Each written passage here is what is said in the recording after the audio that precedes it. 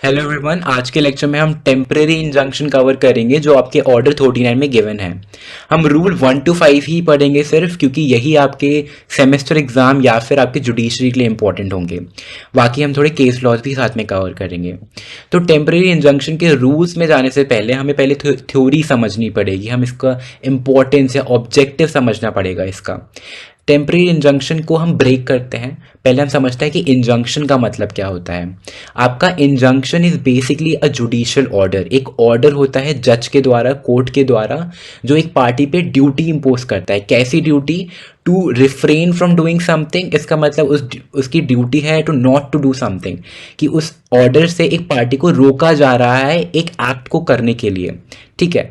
और उसके ऊपर ये ड्यूटी और भी लगाई जा सकती है कि उसको कंपेल करे टू डू सम एक्ट।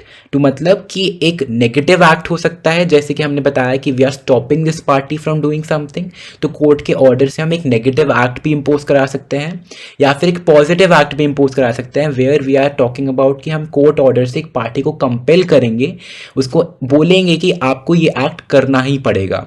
अब एग्जाम्पल से समझते हैं हम। जैसे कि एक लैंड पे कोई प्रॉपर्टी बना रहा है, तो कोर्ट ने उसके ऊपर इंजंक्शन ऑर्डर दिया है कि आप इस लैंड पे प्रॉपर्टी नहीं बना सकते, तो this is your negative act. अब ये आपका नेगेटिव एक्ट हुआ। पॉजिटिव एक्ट के लिए वही एग्जांपल लेते हैं कि सपोज एक लैंड पे प्रॉपर्टी बन चुकी है, अब कोर्ट बोल रहा है आपको ये प्रॉपर्टी तोड़नी पड़ेगी, ये लैंड आपको खाली करनी पड़ेगी, तो now this is your positive act. ठीक है। तो अभी जो टेम्परेरी इंजंक्शन की बात हो रही है, temporary relates to your time period, कि कितने टाइम पीरियड तक आपका इंजंक्शन या जो ऑर्डर है जिस पे एक पार्टी पे ड्यूटी लग रही है, वो कितने टाइम पीरियड तक का है। Okay, now the objective part, why do we have a concept of temporary injunction. तो बेसिकली ये एक प्रिवेंटिव रिलीफ होता है कि अगर एक पार्टी को टेम्परेरी इंजंक्शन का रिलीफ नहीं मिला तो उनको शायद पॉसिबल फ्यूचर में इंजरी हो सकती है। फॉर एग्जांपल, जैसे हमने बताया था कि अगर एक लैंड पे किसी ने प्रॉपर्टी बना ली, सपोज वो मेरी लैंड थी लेकिन कोई और प्रॉपर्टी बना रहा है, और अगर उसने प्रॉपर्टी बना ली तो मुझे बहुत नुकसान होगा, क्योंकि अगर जब वो वापस मुझे लैंड मिलेगी तो मुझे वो प्रॉपर्टी के साथ मिलेगी जो मुझे नहीं चाहिए, मुझे तो कुछ और बनाना था उस पर। अब वो प्रॉपर्टी मुझे पहले तोड़नी पड़ेगी, फिर अपनी प्रॉपर्टी बनानी पड़ेगी। तो ये एक पॉसिबल इंजरी को रोकने के लिए कोर्ट ने क्या किया, पहले ही एक ऑर्डर इशू कर दिया है, उस पार्टी को रोक दिया है कि आप ये एक्शन नहीं कर सकते। तो इस एग्जाम्पल में एक नेगेटिव आपका ये प्रिवेंटिव इंजंक्शन हो जाता है। ठीक है। तो ये जो इंजंक्शन का ऑर्डर है ना, कोर्ट के डिस्क्रिशन पे डिपेंड होता है, मतलब कि कोर्ट चाहे तो वो दे, चाहे तो वो ऑर्डर ना दे। अब ये चाहत जो कोर्ट की है ना, वो that will be based on some judicial principle. ये चाहत रैंडमली नहीं हो जाएगी कि आज कोर्ट सोचेगा चलो इसको हम रैंडमली इसको हम अलाउ कर देते हैं टेम्परेरी इंजंक्शन का ऑर्डर, और आज मेरा मन नहीं कर रहा तो हम इसको नहीं करते। ये ऐसे नहीं होता। जो आपका जो टेम्परेरी इंजंक्शन का ऑर्डर होता है, that will be based on your judicial, very sound judicial principles. और ये प्रिंसिपल्स कहाँ से इवॉल्व हुए होंगे? ये ऑब्वियसली केसेस से इवॉल्व हुए होंगे, मतलब प्रेसिडेंट से इवॉल्व हुए हैं। तो इसका ऑब्जेक्ट ये है कि जो आपकी जो सब्जेक्ट मैटर है, जैसे प्रॉपर्टी डिस्प्यूट में property is a subject matter, तो उसमें कोर्ट चाहता है कि वो सब्जेक्ट मैटर प्रिजर्व रहे।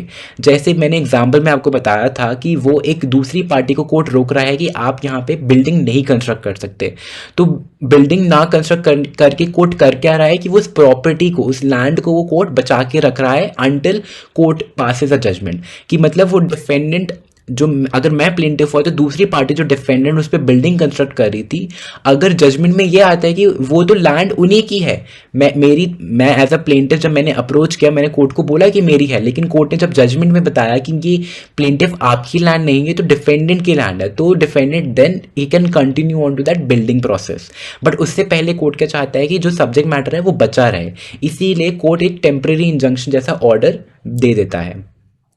तो यहाँ पे हम देखते हैं there are different types of injunction, और ये टाइप इंजंक्शन की बेस्ड किस पे है? एक है नेचर पे, विच इज टॉकिंग अबाउट कि क्या इंजंक्शन पॉजिटिव एक्ट को इन्फोर्स कर रहा है या फिर नेगेटिव एक्ट को इन्फोर्स कर रहा है। मैंने आपको एग्जांपल भी दे रखा है। जो नेगेटिव एक्ट इन्फोर्स कर रहा है that is a preventive injunction, जो पॉजिटिव कर रहा है वो है आपका मैंडेटरी इंजंक्शन। अब ये दोनों ही आपके स्पेसिफिक रिलीफ एक्ट में मिलते हैं, जो कि हमें नहीं पढ़ने हैं इस वाले लेक्चर में। और दूसरा टाइप है वो टाइम पीरियड पे बेस्ड, फिक्स्ड है, मतलब एक इंजंक्शन हो सकती है वो परमानेंट हो सकती है कि हमेशा के लिए आपको इस लैंड पे प्रॉपर्टी नहीं बनानी है, और दूसरी इंजंक्शन हो सकती है वो टेम्परेरी हो सकती है कि आपको इतने टाइम के लिए इस लैंड पे प्रॉपर्टी नहीं बनानी है। कि सपोज वो क्या टाइम क्या हो सकता है, इधर वो टाइम की जब तक ये सूट चलेगा जब तक आप प्रॉपर्टी नहीं बनाएंगे, या फिर जब तक ये ऑर्डर वैलिड है तब तक आप प्रॉपर्टी नहीं बनाएंगे, अंटिल फर्दर ऑर्डर्स आप ये प्रॉपर्टी नहीं बनाएंगे। तो ये टेम्परेरी इंजंक्शन ऐसे होता है। तो हमारा जो ऑर्डर 39 है ये टेम्परेरी इंजंक्शन की ही बात करता है, बाकी इंजंक्शन आपके स्पेसिफिक रिलीफ एक्ट में है। तो इस लेक्चर के लिए सिर्फ आपका टेम्परेरी इंजंक्शन इंपॉर्टेंट है, ठीक है। टाइम पीरियड मैंने आपको बता दिया टेम्परेरी इंजंक्शन का, इट इज अंटिल जब वो सूट खत्म नहीं हो जाता, या फिर कोई अंटिल कोर्ट वो फर्दर ऑर्डर नहीं देता है कि आपको ये इंजंक्शन रोकना है, ठीक है। एंड हु कैन अप्लाई, अब प्लेंटिफ या डिफेंडेंट कोई भी अप्लाई कर सकता है। और यहाँ पे एक बहुत इंपॉर्टेंट महत्वपूर्ण बात यह है कि जब कोर्ट इंजंक्शन का ऑर्डर देता है तो कोर्ट को दो आइडियाज़ को बैलेंस करना पड़ता है। कौन से आइडियाज़? पहले तो कोर्ट देखेगा कि अगर मैंने इंजंक्शन ऑर्डर नहीं दिया तो कितनी इंजरी होगी। लेट सपोज प्लेंटिफ को इंजंक्शन ऑर्डर चाहिए, तो यहाँ पे कितनी इंजरी होगी प्लेंटिफ को अगर मैंने ये ऑर्डर नहीं दिया। और कोर्ट दूसरे हाथ पे ये देखेगा कि कितनी इंजरी डिफेंडेंट को होगी अगर ये मैंने ऑर्डर दे दिया। अब चलो इसको यही एग्जाम्पल पे इम्पोज करके देखते हो जो मैंने आपको बताया था। अगर मैंने कोर्ट ने ये ऑर्डर दे दिया कि इस लैंड पे प्रॉपर्टी बिल्ड नहीं होगी, अगर ये ऑर्डर नहीं दिया गया तो प्लेंटिफ को कितनी इंजरी होगी कि इन दैट सिनेरियो कि defendant will continue on making a building. या फिर अगर ये ऑर्डर दे दिया गया कि आपको बिल्डिंग नहीं बनानी, तो इस हिसाब में डिफेंडेंट को कितनी इंजरी होगी। तो अब कोर्ट क्या करेगा? बैलेंस करेगा, जिसके फेवर में कोर्ट जजमेंट देगा उसका मतलब उसमें इंजरी ज़्यादा होगी। सपोज अगर प्लेंटिफ को इंजरी ज़्यादा होती है तो कोर्ट क्या करेगा? कोर्ट रोक देगा डिफेंडेंट को by passing that order. But अगर डिफेंडेंट को इंजरी ज़्यादा होती है बाय पासिंग दैट ऑर्डर तो कोर्ट वो ऑर्डर नहीं पास करेगा, क्योंकि वो ऑर्डर एक दूसरी पार्टी को बहुत बुरी तरह एडवर्सली इफेक्ट कर सकता है। तो ये कुछ एक पार्ट था जुडिशियल प्रिंसिपल का, जो कि आपके दलपत कौर वर्सेस प्रहलाद सिंह के केस में बहुत एक्सपाउंड किए गए हैं, एक्सप्लेन किए गए हैं। तो let's see this case, Dalpat Kaur versus Prahlad Singh 1993 का केस है, वेरी लैंडमार्क केस। इसमें ट्रिपल टेस्ट दिया गया था। इसमें बोला गया था जो भी पार्टी कोर्ट पे आएगी इंजंक्शन मांगने के लिए उसको 3 चीज़ें प्रूव करनी पड़ेगी। सपोज प्लेंटिफ आता है कोर्ट के पास कि मुझे इंजंक्शन का ऑर्डर चाहिए, तो लेट्स सी कि उस प्लेंटिफ को कितनी चीज़ें प्रूव करनी पड़ेगी। पहली चीज़ है उस प्लेंटिफ को प्राइमा फेसी प्रूव करना पड़ेगा कि केस प्राइमा फेसी उसके ही फेवर में है, ठीक है। दूसरी चीज़ को ये प्रूव करनी पड़ेगी कि अगर आपने इंजंक्शन ऑर्डर नहीं दिया तो मुझे इररेपरेबल इंजरी होगी। इसका मतलब है कि ऐसी इंजरी होगी जो मेरे को मनी से कंपनसेट नहीं कर सकता डिफेंडेंट, ठीक है। तीसरी चीज़ है बैलेंस ऑफ कन्वीनियंस, जो मैंने बात करी कि कोर्ट को दोनों आइडियाज़ बैलेंस करने हैं कि किसको इंजरी कितनी होगी अगर वो ऑर्डर दिया या ना दिया। तो अगर वो प्लेंटिफ के बैलेंस में है और प्लेंटिफ को इंजरी ज़्यादा होगी अगर कोर्ट ने इंजंक्शन ऑर्डर पास नहीं करा, तो कोर्ट इन सब सिचुएशन को देखते हुए ऑर्डर पास कर देगा। And these are made by a case only, तो इसलिए हम इसको जुडिशियल प्रिंसिपल्स बोलते हैं which are based on cases. अब ये बहुत इंपॉर्टेंट चीज़ और है कि जो आपका ये आप एप्लीकेशन आपने डाली है फॉर इंजंक्शन ऑर्डर, ये आपकी बोनाफाइड एप्लीकेशन होनी चाहिए। हर केस का ये ताल्लुक होता है। Now we will move to orders की ऑर्डर्स में क्या गिवन है। ऑर्डर 13(1)(9) रूल 1 में ही गिवन है कि कौन कौन से ग्राउंड पे आप टेम्परेरी इंजंक्शन की एप्लीकेशन डाल सकते हैं। तो ऑर्डर 39 रूल 1 ही ग्राउंड्स की बात करता है, ठीक है। तो अब इसका सब rule A is talking about property in dispute in a suit. अगर कोई प्रॉपर्टी एक डिस्प्यूट में is in danger of being wasted या डैमेज्ड या एलिनेटेड और रॉन्गफुली सोल्ड, मैं एक एक करके आपको बताता हूँ कि अगर कोई भी प्रॉपर्टी जो सूट का सब्जेक्ट मैटर है वो वेस्ट करी जा रही है या डैमेज करी जा रही है या फिर वो एलिनेट करी जा रही है, मतलब कि डिफेंडेंट, सपोज डिफेंडेंट के खिलाफ प्लेंटिफ ये एप्लीकेशन लाया है, तो वो डिफेंडेंट उस प्रॉपर्टी को क्या कर रहा है, वो ट्रांसफर कर रहा है किसी और को बेच रहा है, किसी और को गिफ्ट कर रहा है, तो वो एलिनेट करी जा रही है या फिर वो रॉन्गफुली सोल्ड की जा रही है इन एन एग्जीक्यूशन डिक्री। अब इसको समझाने के लिए आपको ये एग्जांपल देखना पड़ेगा। सपोज एक का सूट है विद सी, ए ने बोला है कि ये जो सी के पास प्रॉपर्टी है वो मेरी है, और पैरेलली सी का एक दूसरा केस भी चल रहा था बी के साथ, जिसमें कोर्ट ने जजमेंट भी पास कर दी बी के फेवर में। और सिंस सी को मनी पे करना था तो सी ने क्या बोला, आप जो कोर्ट को बोला कि जो मेरे पास प्रॉपर्टी है आप वो बेच के इसको मनी पे कर दो, बट वो एक्चुअल में प्रॉपर्टी किसकी है, वो ए की है, इसलिए हम बोल रहे हैं wrongfully sold in execution of a decree. अगर ये सब चीज़ें होती हैं तो आप एज अ प्लेंटिफ या फिर डिफेंडेंट आप कोर्ट में जा सकते हैं, अपनी इंजंक्शन की एप्लीकेशन फाइल कर सकते हैं। थोड़े और ग्राउंड्स भी हैं यहाँ पे, अगर डिफेंडेंट थ्रेटन्स और इंटेंट्स टू रिमूव और dispose of his property to defraud his creditors, अगर वो क्रेडिटर्स को डिफ्रॉड करने के लिए अपनी प्रॉपर्टी को रिमूव या डिस्पोज ऑफ मतलब ट्रांसफर कर देना, सेल कर देना, गिफ्ट कर देना, अगर वो ऐसा इंटेंशन शो कर रहा है या फिर थ्रेटन कर रहा है अपने क्रेडिटर्स को, तो तब भी क्रेडिटर्स उसके ये इंजंक्शन का सूट ला सकते हैं। और तीसरा सब रूल सी है जो अभी अभी ऐड हुआ है, which is a very recent addition, 1976 I think probably amendment है इसका। तो defendant when threatens to cause injury to plaintiff in relation to any property in a suit, या फिर डिस्पोजेस प्लेंटिफ। अगर डिस्पोजेस करने का मतलब क्या है, प्लेंटिफ अपनी प्रॉपर्टी में रह रहा है बट डिफेंडेंट उसको थ्रेटन कर रहा है कि मैं तुमको इस घर से ही निकाल दूंगा, चाहे घर तुम्हारा है लेकिन मैं तुमको इस घर से निकाल दूंगा। तो पहले क्या होता था, मैंने आपको अभी बताया कि अभी रिसेंट एडिशन है, अभी ग्राउंड अभी रिसेंटली ही ऐड हुआ है ऑर्डर 39 में। तो जब पहले हमारे पास ये ग्राउंड अवेलेबल नहीं था इंजंक्शन ऑर्डर के लिए अप्लाई करने के लिए, कि अगर आपको कोई थ्रेटन कर रहा है कि वो आपकी प्रॉपर्टी से निकाल देगा, तो लोग इंजंक्शन का ऑर्डर कैसे मांगते थे।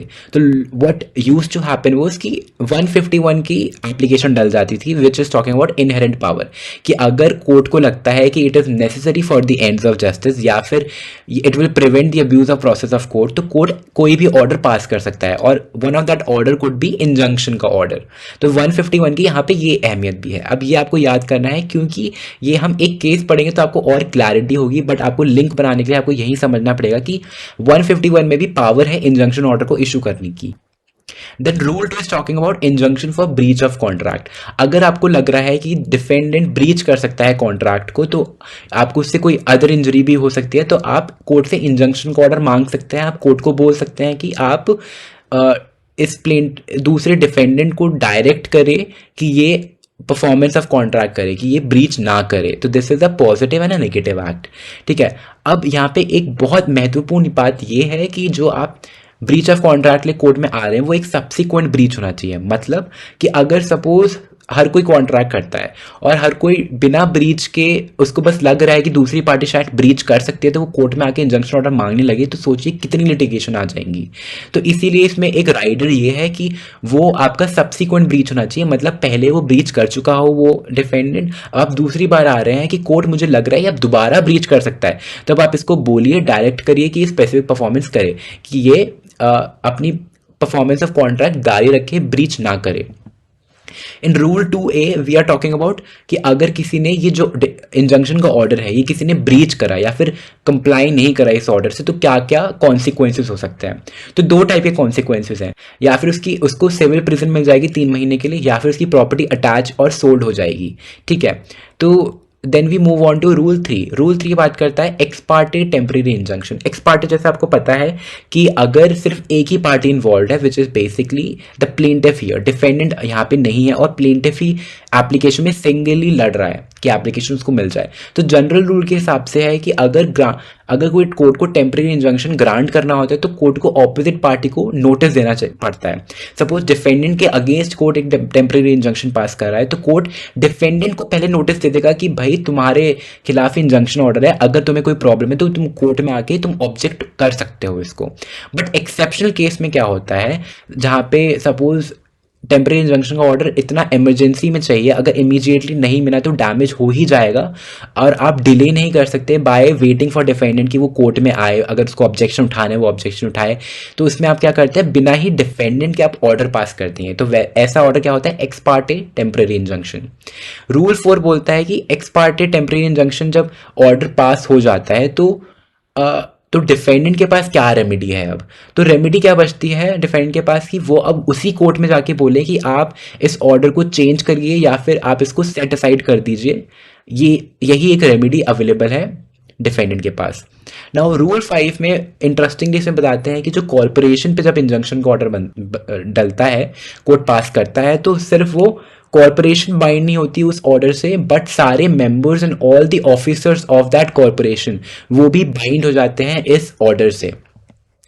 तो now we move to our second half of the lecture, जहाँ पे हम जजमेंट की बात करते हैं। तो मनोहर लाल वर्सेस सैयद हीरालाल का case very interesting case, a very landmark case. इसमें ये बात होती है कि जैसे हमने रूल 1 के A, B, C सब रूल में हमने देखा कि कुछ ग्राउंड्स अवेलेबल थे कि अगर ये ग्राउंड सेटिस्फाइड होते हैं तो कोई एप्लीकेशन ला सकता है अपनी फॉर टेम्परेरी इंजंक्शन। तो ये केस बात कर रहा है कि व्हाट इफ अगर कोई ऐसा सिचुएशन आती है जिसमें ये सारे ग्राउंड फुलफिल नहीं हो रहे, तो आप क्या स्टिल टेम्परेरी इंजंक्शन की आप ऑर्डर पास कर सकता है? क्या कोर्ट ऐसा कर सकता है? तो यहाँ पे और एक और वेरी इंटरेस्टिंग चीज़ ये है कि सेक्शन 94 का सब क्लॉज सी आप देखेंगे तो उसमें कोर्ट ये बात करता है कि अगर टेम्परेरी इंजंक्शन ऑर्डर किसी ने उल्लंघन किया, किसी ने ब्रीच करा उस ऑर्डर का, तो उसकी प्रॉपर्टी अटैच और सोल्ड हो सकती है या फिर उसको सिविल प्रिजन मिल सकता है, जो हमने रूल 2A में भी पढ़ा, which is very similar to what is here in section 94C। ठीक है, तो हमने देखा कि अगर कोई भी ग्राउंड जो कि रूल 1 में गिवन है, ऐसा ग्राउंड फुलफिल नहीं हो पा रहा है, क्या तब भी टेम्परेरी इंजंक्शन पास हो सकता है अंडर ऑर्डर 39? तो पहला इशू ये बना। दूसरा इशू ये है कि क्या हम सेक्शन 151 में टेम्परेरी इंजंक्शन को ऑर्डर पास कर सकते हैं ऐसी सिचुएशन में जब रूल 1 में के ग्राउंड फुलफिल नहीं हो रहे? तो जैसा मैंने आपको पहले बताया था कि सेक्शन 151 में पहले करे जाते थे टेम्परेरी इंजंक्शन, बट फिर एक नया रूल 1 में सब रूल C ऐड हुआ, तो उसके बाद हम सब रूल C से देखने लगे। तो इसमें क्या लॉजिक आया कि जब जब तक ग्राउंड्स एक्सप्रेसली बताए गए हैं ऑर्डर 39 में, तब तक आप सेक्शन 151 में नहीं जाएंगे। वही बात लिखी गई है कि when the case does not fall under 39, जब केस 39 के अंडर फॉल नहीं कर रहा, मतलब कोई भी रूल 1 के ग्राउंड सेटिस्फाई नहीं हो रहे, बट कोर्ट को लग रहा है टेम्परेरी इंजंक्शन पास होना चाहिए, तो वो सेक्शन 151 के अंडर पास कर सकता है। बट अगर एक्सप्रेसली गिवन है ग्राउंड्स रूल 1 में और वो ग्राउंड सेटिस्फाई हो भी रहे हैं, तो कोर्ट को ऑर्डर 39 के अंडर ही रूल पास करना है, अंडर ही ऑर्डर पास करना है फॉर टेम्परेरी इंजंक्शन। वो सेक्शन 151 के अंडर नहीं पास कर सकता। उसकी हम इंटरप्रिटेशन भी सेक्शन 151 की हमेशा ऐसी करते हैं, जब तक उसका इंटरप्रिटेशन ऐसा होता है कि जब तक आपकी कोड में, मतलब CPC में एक्सप्रेस प्रोविजन अवेलेबल है तो आप उसको फॉलो करेंगे, अगर नहीं है तब आप सेक्शन 151 की रेमेडी में आएंगे। ठीक है, तो जजमेंट में थोड़ी डिटेल में जाते हुए हम ये देखते हैं बड़ी इंटरेस्टिंगली, जब ये क्वेश्चन आया कि ऑर्डर 39 के अलावा 151 में क्या रेमेडी अवेलेबल है फॉर टेम्परेरी इंजंक्शन, तो सारे हाई कोर्ट्स डिवाइडेड थे with that view. Some high court ने बोला कि हाँ हम 151 में ऑर्डर पास कर सकते हैं, किसी ने बोला नहीं कर सकते। तो जो सुब्रमण्यम वैसे सीतारामा है मद्रास हाई कोर्ट में, ऐसे ही कुछ हाई कोर्ट है जिसने मना करा कि सेक्शन 151 में आप नहीं पास कर सकते। तो दूसरी तरफ एक कैलकाटा हाई कोर्ट था भगत सिंह वर्सेस जगबीर, जिन्होंने बोला कि सेक्शन 151 में अगर रेमेडी सॉर्ट करी गई है तो आप पास कर सकते हैं, ये एक एडिशनल रेमेडी है फॉर टेम्परेरी इंजंक्शन। इनका लॉजिक ये था कि सेक्शन 94 सब क्लॉज C या फिर ऑर्डर 39 जो कि सेम ही बात कर रहे हैं, इनका लॉजिक ये था कि दोनों ही does not bar that any other provision in CPC to pass temporary injunction order. मतलब कि दोनों में ऐसा कहीं नहीं लिखा कि हमें टेम्परेरी इंजंक्शन किसी और प्रोविजन से नहीं मिल सकता। तो सिंस ऐसा नहीं लिखा तो हमें 151 से ये रेमेडी मिल सकती है। तो सुप्रीम कोर्ट ने भी हमारे मनोहर लाल के केस में यही अपहेल्ड किया जो कैलकाटा हाई कोर्ट में बोला था कि सिंस बार नहीं करा गया ऑर्डर 39 में, तो हम भगत सिंह वर्सेस जगबीर को फॉलो करेंगे। अब एक इंटरेस्टिंग एक चीज़ और ऐड करना चाहूँगा कि जैसे कि Padam Singh versus state of UP में लिखा गया है, इसमें बताया गया है कि सेक्शन 151 की इंटरप्रिटेशन कैसे होगी। ये बोल रहा है सेक्शन 151 की इंटरप्रिटेशन ऐसी होगी जो कि हमारे प्रोविजन ऑफ CPC के साथ कॉन्फ्लिक्ट में ना आए। इसका मतलब अगर यहाँ पे लिखा होता ऑर्डर 39 में कि किसी और प्रोविजन में अवेलेबल नहीं है तो हमें 151 में रेमेडी नहीं होती, बट सिंस ऐसा नहीं लिखा गया तो ऐसा 151 में ऑर्डर पास करना टेम्परेरी जंक्शन का, it will not come into conflict with any provision of this CPC। ठीक है, इसीलिए हम 151 में पास कर सकते हैं। और दूसरा ग्राउंड यह है कि 151 एक लेजिस्लेचर की इंटेंशन के अगेंस्ट भी नहीं होना चाहिए। ठीक है, और section 151 is a complementary to powers of CPC कि कोर्ट की पावर जो ऑर्डर्स में पावर गिवन है इसके एडिशनली हमें 151 में भी पावर मिली है। तो थैंक यू गाइस, हमारी लेक्चर यहीं ख़त्म होता है।